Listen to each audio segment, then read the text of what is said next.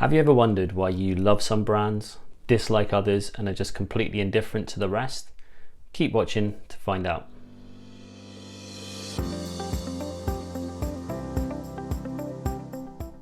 Welcome to Weekly Brand Tips, brought to you by Elements Brand Management. Weekly videos designed to help you unlock your brand's potential so you can stand out from the competition and create impact. Please subscribe using the button below this video, and if you hit the bell notification, you'll be notified every time a new video drops. Your brand is built up of all the touch points and interactions that your audience has with your business. So your brand lives in your audience's mind, and as Marty Neumeyer says, it's not what you say it is, it's what they say it is. And through this process of interacting with your brand through multiple touch points, whether that's a website, social media, a newsletter, a sales call, customer service, or even in store, you're influencing their journey to brand recognition. So here are the 5 stages that your audience goes through in recognizing your brand. Stage 1 is non-recognition. This is where the audience doesn't recognize your brand at all. This can be because it's new, it could be because the brand's confused, it could be because it's poorly differentiated and just failing to stand out from the competition, but the audience actually hasn't taken this on board as a brand yet. It's not stored in their mind, it's just not recognized at all. This can also be a byproduct of your audience not being able to connect with your brand, and therefore they can't see where your brand is going to take them or the aspirational identity that you're helping them achieve. This stage, or the non-recognition stage, is where a lot of brands find themselves today. So stage 2 is recognition. So this is where consumers are aware of your brand, but your brand has little influence on their purchases.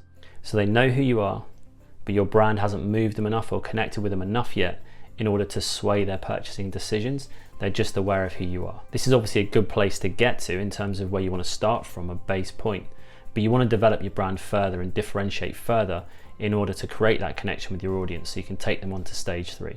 You'll also find that some of your competitors will be at this stage. So you want to start developing your brand further in order to leave them behind. So stage 3 is preference. And this is where consumers, when they're given a choice of 2 or more brands, will actually choose yours. And this is usually because you've successfully differentiated from your competition. Your product or service uniquely solves their need. You've delivered on your brand's promise, and you've given them a great experience when interacting with your brand. Do you think that your brand has a good level of brand recognition? If so, comment with a yes below. And which brands do you love so much that you would refer them to your friends and family? Comment below. Stage 4 is loyalty. So this is where customers will choose your product or service time and time again, and they're completely loyal to your brand. In order to get across this level of loyalty, you need processes in place in your business. You need a consistent way to manage your customers so that each customer feels as though they are individual, but they're also treated exactly the same at each point of that journey. And if they come back again and they purchase the product again, or they use your service again, the experience is the same. So in order to do that, you need some processes and some structure in place of how your brand can onboard customers, nurture customers, and keep those customers. Stage 5 is insistence and advocacy. So this is where you'll see some levels of engagement with your brand or loyalty to your brand and dedication that is similar to a sports team. So insistence is when your customers are so bought into your brand, they would wait in line for hours for it, for a new product launch. Or similarly, if you are a service-based business, they wouldn't go to anybody else for the service that you provide, no matter what the circumstances. And advocacy is when your customers are loyal to your brand and they trust your brand implicitly to deliver that great product, experience, or service continually in the same way, so much so that they would recommend it to their family or friends. And in fact, they'll refer anyone that will listen. So some people in the advocacy stage of brand recognition will go on social media, they'll talk about the brand, they'll tell anyone that will listen because they love your brand so much. What can you take away from this for your business? Think of each stage as your customer's journey to brand recognition. So how can you nurture that customer from, say, stage 1 to stage 2 to stage 3 and so on?